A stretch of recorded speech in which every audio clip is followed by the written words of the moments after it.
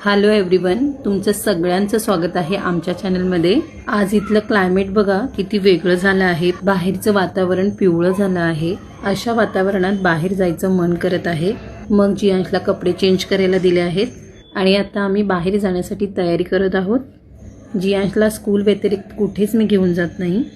बाहेर जाण्याचं कारण एकच, आमचं एक इम्पॉर्टंट काम आहे। चला तर गाईज, काय काम आहे ते तुम्हाला मी दाखवते। तुम्हाला तर माहीतच आहे, घरात आमच्या दोघा व्यतिरिक्त कोणीच राहत नाही, म्हणून आम्हाला घर लॉक करून जावं लागतं। सध्या आम्ही कुठे जात असेल तर रिक्षानेच ट्रॅव्हल करतो। पहा आम्ही कुठे आलो आहोत, हेच आमचं इम्पॉर्टंट काम आहे। माझी गाडी रिपेअरिंगला दिली होती, त्याचं काम झालं की नाही याच्यासाठीच आम्ही आलो होतो। मग ॲज युज्युअल जियांश बाहेर आला की त्याला हॉटेलमध्येच खायचं असतं आणि माझं नेहमीच बोलणं असतं, माझ्या मुलाला जे काय हवं आहे ते मी नक्कीच पुरवणार। आणि खूप दिवसांनी मी चायनीज ऑर्डर केलं आहे। ॲक्च्युली मला चायनीज आवडत नाही, तरीही आज मला चायनीज खायची इच्छा झाली। जियांश आवडीने चायनीज खात आहे। जियांशला मी हेल्दी फूड देण्याचा प्रयत्न करते, पण कधी कधी चालतं। माझी गाडी आहे, तर एका नीच जनावराने माझ्याबरोबर लग्न केलं, कारण माझ्याकडे गाडी आहे, मी कामाला जाते, मी पैसे कमवते। त्याच्या नीच आईवडिलांना सांभाळण्यासाठी मी काम करते।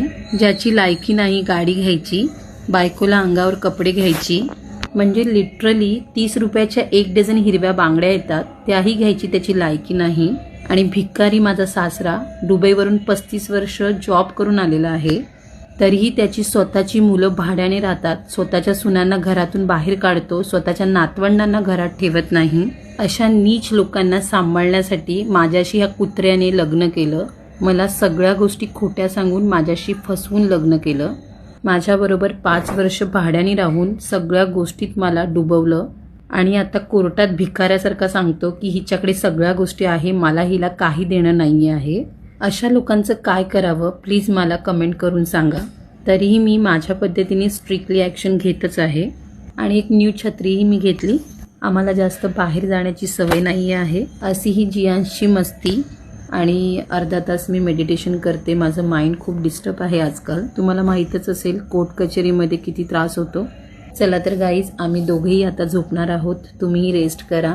Thank you so much for watching my videos and please if you like my videos share and like and subscribe my channel.